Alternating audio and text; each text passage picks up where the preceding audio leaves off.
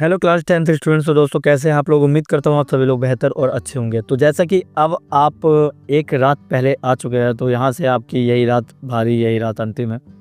ठीक है, तो अभी आपको क्या करने का है। अभी आपको सिर्फ सिंपल से इतना है कि अभी मैं आपको कुछ क्वेश्चंस दे रहा हूँ जो कि आपको प्रैक्टिस में करना चाहिए। इसमें आपका अगर आपको समझ में नहीं आ रहा कि आपको क्या करना चाहिए क्या नहीं करना चाहिए, तो मैं कुछ क्वेश्चन आपको दे रहा हूँ जो कि आप प्रैक्टिस सेट में लगाइए और इसमें से आने के चांसेस ज़्यादा है। तो सबसे पहले ज्योग्राफी का फर्स्ट चैप्टर हमारे सामने रिसोर्सेज एंड डेवलपमेंट, संसाधन एवं विकास। ठीक है, जिसमें हम देखते हैं पहला क्वेश्चन है what is the important of resource planning, explain the process of resource. ठीक है, यानी संसाधन नियोजन का क्या महत्व है और भारत में संसाधन नियोजन की प्रक्रिया को समझाइए। दूसरा, differentiate between renewable and non renewable resource with example, यानी कि आपको उदाहरण सहित नवीकरणीय और अनवीकरणीय संसाधनों में अंतर कीजिए। ठीक है, ये सारे क्वेश्चन वो है जो आप पढ़ के जाइएगा, आपके पेपर में आने के चांसेस पूरे बनेंगे। ठीक है, अब आपको इधर उधर की चीज़ें पढ़ने की ज़रूरत नहीं है, इसलिए मैं लिमिटेड चीज़ें उठा के ले आया हूँ। ठीक है, आंसर कराता तो फिर 5 क्वेश्चन भी नहीं कर पाता, इसलिए मैंने यहाँ पे 20-25 क्वेश्चन लेकर आया हूँ जो आपको करना चाहिए। बाकी आपको ये पीडीएफ चाहिए, नीचे कॉर्नर पे आप देख ही सकते हैं, यहाँ पे आप ले सकते हैं इस नंबर पे मैसेज करके। अगला है discuss the impact of discriminate resource utilization of the on the environment, यानी कि अविवेकपूर्ण संसाधन उपयोग के पर्यावरण पर पड़ने वाले प्रभावों की चर्चा कीजिए। अगला है what are the different type of soil found in India, यानी describe their characteristic and distribution, यानी भारत में पाई जाने वाली विभिन्न प्रकार की मिट्टी कौन सी है और उनकी विशेषताओं और वितरण का वर्णन कर दें। ठीक है, ये लिख लेना। Explain the concept of sustainable development, how can it be to achieve. ठीक है, सतत विकास की अवधारणा को समझाइए, इसे कैसे प्राप्त किया जा सकता है, ये वाला कर लेना। बाकी दूसरा चैप्टर है forest and wild life resources, वन्यजीव संसाधन। तो इसके अंदर आप देखेंगे तो आपको है कि what are the factors that have led to the depression of forest cover in India. ठीक है, यानी भारत में वन आवरण की जो हवास की कमी ना, मतलब कुल मिला के जो आज के डेट में डिफॉरेस्टेशन हो रहा है ना, उसका कारण बताना आपको। ठीक है, दूसरा है explain the importance of biodiversity, how it is threatened today. ठीक है, जैव विविधता का महत्व बताना और ये कैसे खतरे में, ये भी बताना। इसके अलावा describe the Chipko movement, what was its significance, यानी कि चिपको आंदोलन का वर्णन कीजिए और इसका महत्व बताइए। अगला है what are the various steps taken by the government to protect wild life in India, यानी कि भारत में वन्य जीवों के संरक्षण के लिए सरकार द्वारा उठाए गए कदम बताने आपको। ठीक है, कौन कौन से हैं। अगला है discuss the role of communities in forest and wild life conservation, तो आपको वन और वन्य जीव संरक्षण में समुदायों की भूमिका पर चर्चा करना है। ठीक है, वन और वन्य जीव संरक्षण दोनों के बारे में। ठीक है, इसके बाद आपको देखने को मिलेगा वाटर रिसोर्सेज से आपको देखने को मिलेगा what are the major sources of water in India, यानी भारत में पानी के प्रमुख स्रोत क्या हैं। फिर है अगला why is there is growing scarcity of water in India, यानी भारत में पानी की कमी क्यों बढ़ती जा रही है। तीसरा है discuss the advantage and disadvantage of constructing dams, यानी कि बांधों के निर्माण के लाभ और हानियाँ, ये वाला कई बार क्वेश्चन पूछा जाता है। ठीक है, अगला है वर्षा जल संचयन के विभिन्न तरीके बताइए, ये क्यों आवश्यक है, यानी what are the different method of rain water harvesting, why is it essential. अगला है explain the importance of water conservation, how can individual contribute, यानी जल संरक्षण का महत्व समझाइए, व्यक्ति इसमें कैसे योगदान कर सकते हैं, ये भी आपको याद रखना चाहिए। यानी explain the importance of water conservation, how can be individual contribute. ठीक है, अगला चैप्टर आता है आपका एग्रीकल्चर, और एग्रीकल्चर से आपको ये 5 क्वेश्चन फिर से दे रहा हूँ मैं। इसमें लिखा हुआ है describe the different type of farming practice in India, यानी भारत में प्रचलित विभिन्न प्रकार की जो कृषि का है उसका वर्णन कीजिए। What are the major crops grown in India, give example of each type, यानी भारत में उगाए जाने वाली प्रमुख फसलें कौन सी है, प्रत्येक के उदाहरण बताइए। अगला है discuss the challenges faced by Indian agriculture, भारतीय कृषि के सामने आने वाली चुनौतियों का चर्चा कीजिए। Explain the role of technology in improving agricultural productivity. ठीक है, यानी कि आपको बताना कि भारतीय कृषि उत्पादकता में सुधार के लिए प्रौद्योगिकी की भूमिका। अगला what are the impacts of globalisation on Indian culture, यानी भारतीय कृषि पर वैश्वीकरण के प्रभाव बताइए। ठीक है, ये 5 क्वेश्चन थे। अगला है मिनरल्स एंड एनर्जी रिसोर्सेज, खनिज एवं ऊर्जा संसाधन।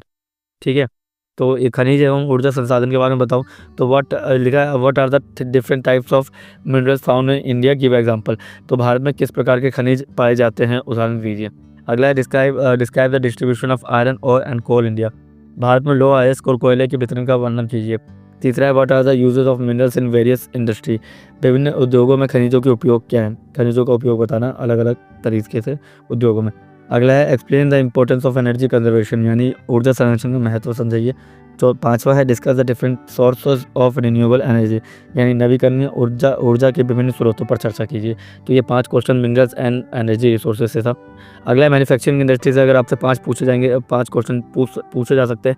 तो पहले ये है कि what are the factors that influence the location of industry, ठीक है, उद्योगों के स्थान को प्रभावित करने वाले कारक क्या है। Describe the importance of manufacturing industry for economic development, ठीक है, यानी कि आर्थिक विकास के विनिर्माण उद्योगों का महत्व बताइए।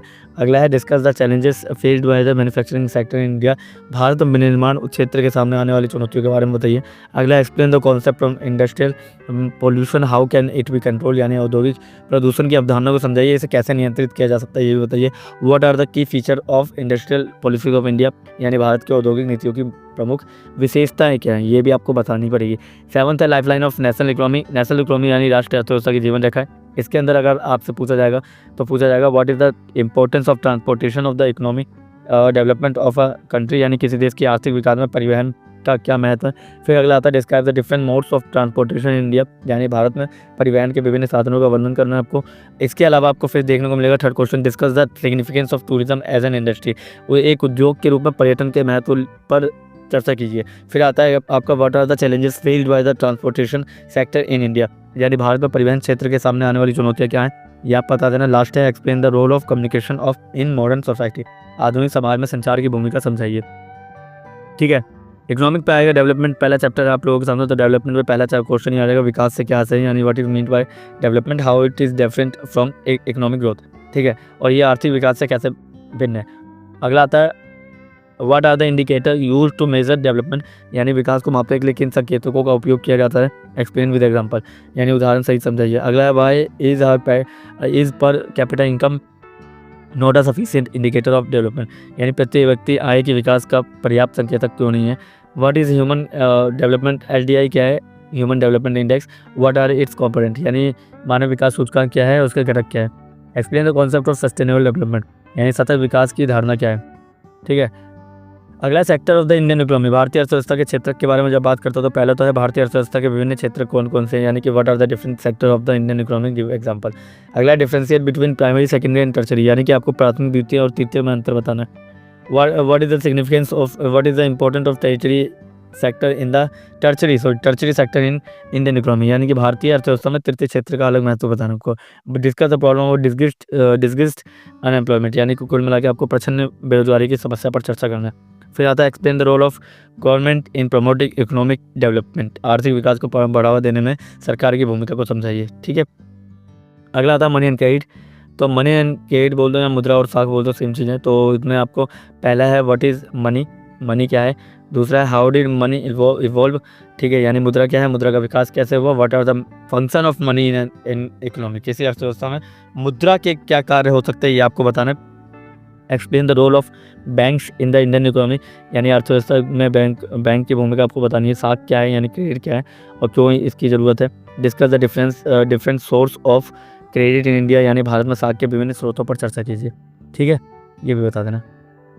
अगला ग्लोबलाइजेशन एंड इंडियन इकोनॉमी, इसके अंदर वैश्वीकरण और भारतीय अर्थव्यवस्था के बारे में बात किया। तो पहले लिखा हुआ है, ओहो अब इसके हिंदी में नहीं है इसे, चलो भाई। व्हाट इज़ ग्लोबलाइजेशन, यानी कि वैश्वीकरण क्या है, उसके फैक्टर्स बता दीजिए ग्लोबलाइजेशन का, वैश्वीकरण का। दूसरा है discuss the impact of globalisation on the Indian economy, यानी भारत पर वैश्वीकरण, भारतीय अर्थव्यवस्था पर वैश्वीकरण का क्या प्रभाव है ये आपको बताना है।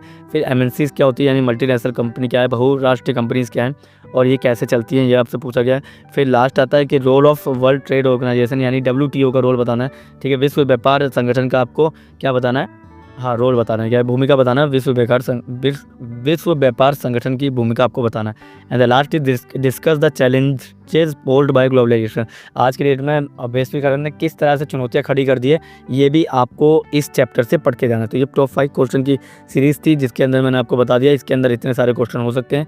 तो अब ज़्यादा टाइम वेस्ट करने की ज़रूरत नहीं है, जितने मैंने बता दिए उतने ही पेपर में आप करके जाइएगा। ठीक है, बाकी देखते हैं अभी अगर मुझे कुछ और दिखता है तो अभी थोड़ा मैप की वीडियो देखते हैं, मैप की वीडियो लेकर आ रहा हूँ मैं। ठीक है, तो वो ज़रूर देख लीजिएगा। ठीक है, तो 10 मिनट में 40 क्वेश्चन बता दिए आपको जो कि बहुत इंपॉर्टेंट थे इसीलिए। ठीक है, ये देख सकते हैं, एक ये रहा। ठीक है, 10 15 20 25 30 35 40 45, 50, 55, 55 इंपॉर्टेंट क्वेश्चन मैंने आप लोगों को बताए हैं, वो भी सिर्फ 10 मिनट में। ठीक है, तो अभी आप ये मुझसे ले लीजिएगा PDF और इसकी तैयारी कीजिए अभी। ठीक है, तो मिलते हैं किसी और वीडियो में, तब तक के लिए थैंक यू और धन्यवाद।